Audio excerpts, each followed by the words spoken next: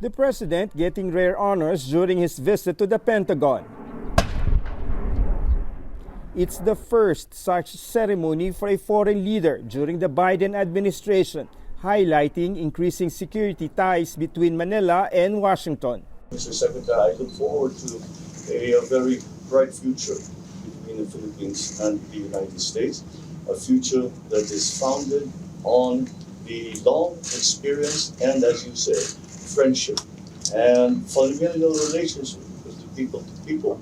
The people-to-people exchanges between our two countries have been ongoing at every level.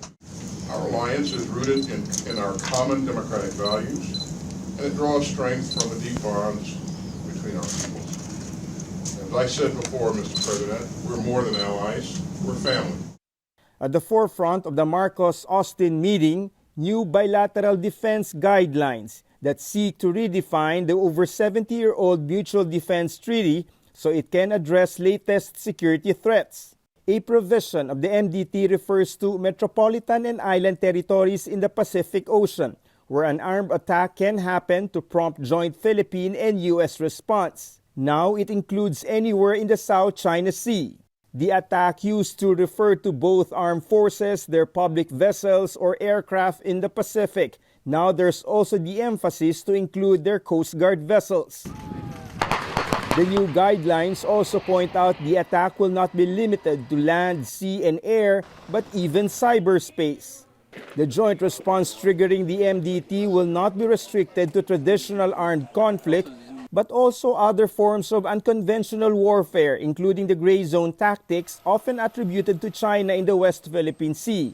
The U.S. also seen to play a wider role in the Philippine defense modernization, the two allies working on a security sector assistance roadmap, which will identify key military spending for Manila to boost combined deterrence. These include prioritizing interoperable defense platforms that can be funded by either country. Large-scale bilateral exercises such as the recently concluded Balikatan will continue. The Philippine and U.S. Air Forces just reopened Cape Thunder. This is the first time Manila is hosting this air power exercise since the 1990s.